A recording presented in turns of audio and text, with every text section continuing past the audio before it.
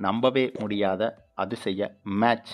இங்கிலாந்து அணியின் மொத்த மானத்தையும் ஒரே மேட்சில் உருவிவிட்ட சூரியவன்சி. இந்திய அணிக்கு குவியும் பாராட்டு மலைகள். அதாவது இந்தியா மற்றும் இங்கிலாந்து அணிகளுக்கு எதிராக 5 T20 போட்டிகள் கொண்ட தொடர் தற்போது நடைபெற்று வருகிறது. இந்த தொடரில் ஏற்கனவே முதல் T20 போட்டி அண்மையில்தான் நடந்து முடிந்திருந்தது. அந்த போட்டியில் இந்திய அணி சூப்பராக பேட்டிங் செய்தும் கூட இங்கிலாந்து அணி பேட்டிங் செய்வதற்கு முன்பு மழை பெய்து அந்த போட்டி முற்றிலுமாக நிறுத்தப்பட்டது. இதனால் முதல் T20 போட்டி எந்த ஒரு முடிவும் இல்லாமலேயே இரு அணிகளுக்கும் தலா ஒரு புள்ளிகள் கொடுக்கப்பட்டு போட்டி சமனில் முடிந்ததாக அறிவிக்கப்பட்டது. இந்த சூழலில்தான் அடுத்த இரண்டாவது T20 போட்டியில் வெற்றி பெற்று இந்த தொடரை வெற்றி கணக்கோடு தொடங்க வேண்டும் என்று இந்த இரண்டு அணிகளும் ஆவலோடு காத்திருந்தது. குறிப்பாக இந்த இரண்டாவது T20 போட்டியில் இந்திய அணி வெற்றி பெறுவது மிக மிக அவசியமாகும். அதற்கு காரணம், ஏற்கனவே இதற்கு முன்பு நடைபெற்ற அயர்லாந்துக்கு எதிரான தொடரில் 2 போட்டிகளிலும் தோற்று தொடரை மொத்தமாக இழந்திருந்தது இந்திய அணி.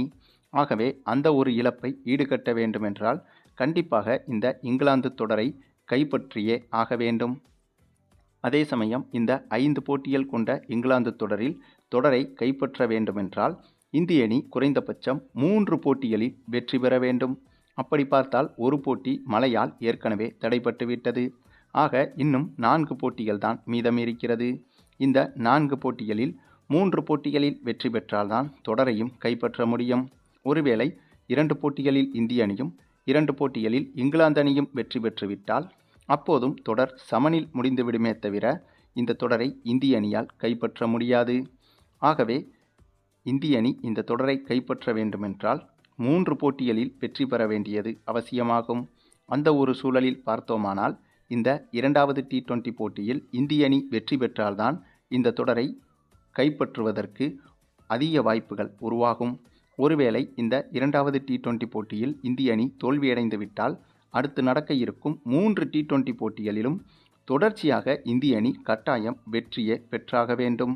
ஆகையால் அப்படி ஒரு சூழ்நிலை என்பது இந்திய அணிக்கு இன்னும் கூடுதல் பிரஷராக மாறிவிடும். ஆக இந்தியா மற்றும் இங்கிலாந்து அணிகளுக்கு எதிராக தொடங்க இருக்கும் இந்த இரண்டாவது T20 போட்டியை பொறுத்தவரையில் இந்திய அணிக்கு வாழ்வா சாவா என்று நிர்ணயிக்கக்கூடிய போட்டியாகத்தான் பார்க்கப்படுகிறது. இந்த தொடர் முழுவதும் இங்கிலாந்து நாட்டில் வைத்து வேறு நடைபெறுகிறது. ஆகவே சொந்த மைதானம் என்ற அட்வான்டேஜும் இங்கிலாந்து அணிக்கு இருக்கிறது. ஆக அதையும் தாண்டிதான் இந்திய அணி இந்த தொடரில் போராடியாவது வெற்றி பெற்றாக வேண்டும். அது மட்டுமில்லாமல் தற்போது இருக்கும் இந்திய அணி ஸ்குவாட் என்பது அனுபவம் இல்லாத இளம் வீரர்கள் கொண்ட அணிதான். ஸ்ரேயஸ் ஐயர் தலைமையிலான இளம் வீரர்கள் கொண்ட அணிதான் இந்த தொடரில் பங்கேற்றிருக்கிறது. ஆகவே இங்கிலாந்து போன்ற ஜாம்பவான் அணியை அதனுடைய சொந்த மண்ணில் வைத்து வீழ்த்துவதே கடினம். அப்படி இருக்கும்போது தற்போதைய இந்திய அணியும் அனுபவம் குறைந்த அணியாக இருக்கிறது. ஆகவே இவை அனைத்தையும் வைத்து பார்க்கும்போது இந்த இங்கிலாந்து தொடரை கைப்பற்றுவது என்பது இப்போது இருக்கும் இந்த இந்திய அணிக்கு கொஞ்சம் சவாலான விஷயம்தான். ஆகவே இந்த இரண்டாவது T20 போட்டியில் மட்டும் தோற்றுவிட்டால் சவால் என்பது இன்னும் அதிகமாகிவிடும். அடுத்து தொடர்ச்சியாக 3 போட்டிகளில் வெற்றி பெறுவது என்பது மிக மிக கடினமாகிவிடும். ஆகவே எப்படி பார்த்தாலும் இந்த இரண்டாவது T20 போட்டியில் இந்திய அணி முதல் வெற்றியை பதிவு செய்வது கட்டாயமாகும். அந்த ஒரு சூழலில்தான் இந்த இரண்டாவது T20 போட்டியில் இந்திய அணியும் களமிறங்கியது. அப்படியாக தொடங்கிய இந்த ஒரு போட்டியில் டாஸை வென்ற இங்கிலாந்து அணி முதலில் பந்து வீசுவதாக முடிவு செய்தது. அதுவும் இந்த பிட்ச் முதலில் பேட்டிங் செய்வதற்கு ஏதுவாக இருக்காது என்றும் முதலில் பந்து வீசுவதற்குத்தான் சரியாக இருக்கும் என்றும் சொல்லப்பட்டது. அதன் அடிப்படையில்தான் டாஸை வென்ற இங்கிலாந்து அணி முதலில் பந்து வீச்சை தேர்வு செய்திருந்தது.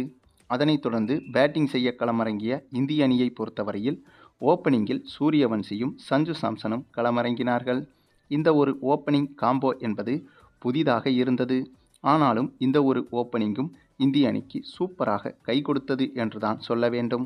அதற்கு காரணம், ஓப்பனிங் இறங்கிய சூரியவன்சி தாறுமாறான அதிரடியில் விளையாடினார். வழக்கமாகவே இவர் காட்டுத்தனமான அதிரடியில் விளையாடக்கூடியவர்.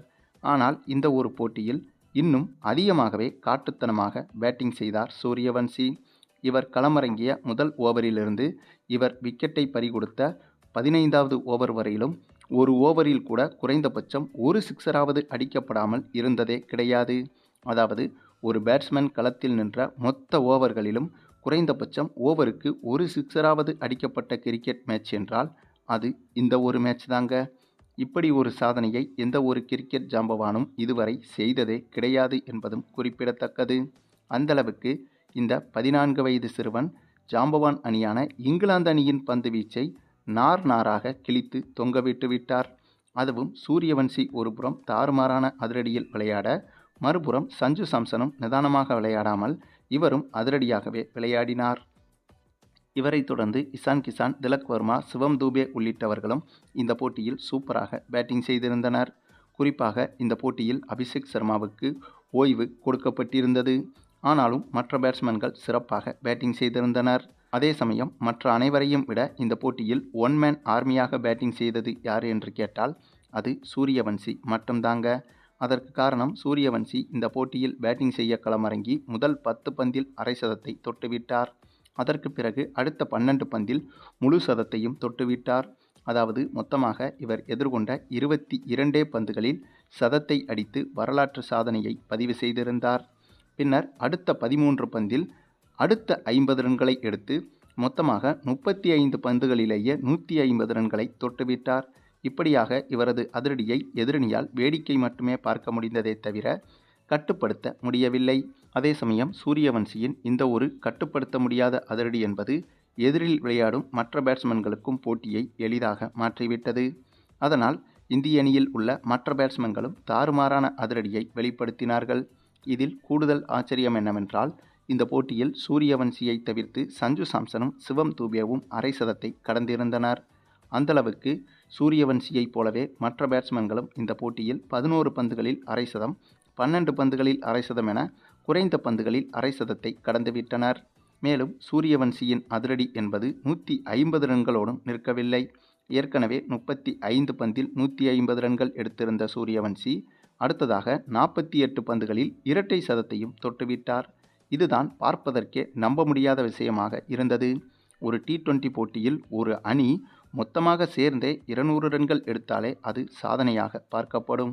ஆனால் சூரியவன்சியை பொறுத்தவரையில் இந்த ஒரு T20 போட்டியில் இவர் மட்டுமே தனி ஆளாக இரட்டை சதம் எடுத்து ஒட்டுமொத்த கிரிக்கெட் உலகத்தையும் அதிர வைத்து விட்டார்.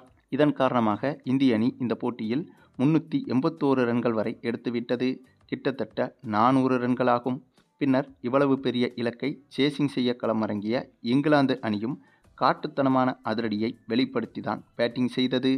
ஆனால் இலக்கு என்பது அதிகமாக இருந்ததால் 213 ரன்கள் வரை மட்டுமே இங்கிலாந்து அணியால் எடுக்க முடிந்தது. இதனால் இங்கிலாந்து அணி இந்த போட்டியில் தோல்வியையும் தழுவியது. அதுவும் இந்த இரு அணிகளுக்கு எதிராக தொடங்க இருக்கும் 2வது T20 போட்டியை முன்னிட்டு அதற்கு தயாராகும் வகையில் நடைபெற்ற வார்ம் அப் மேட்சில்தான் இப்படி ஒரு ஆட்டத்தை இந்திய அணி ஆடியிருந்தது. ஆகவே வார்ம் அப் மேட்சிலேயே இந்த ஆட்டம் ஆடும் இந்திய அணி கண்டிப்பாக அதிகாரப்பூர்வ 2வது T20 போட்டியில் இதைவிட தாறுமாறான அதிரடியை வெளிப்படுத்தும் என்றே எதிர்பார்க்கலாம். சரி, நம்முடைய சூரியவன்சியின் இந்த ஒரு அதிரடி ஆட்டத்தை பற்றியும் இந்திய அணியின் இந்த ஒரு அபார வெற்றியை பற்றியும் உங்களுடைய கருத்துக்களையும் கமெண்டில் தெரிவிங்க.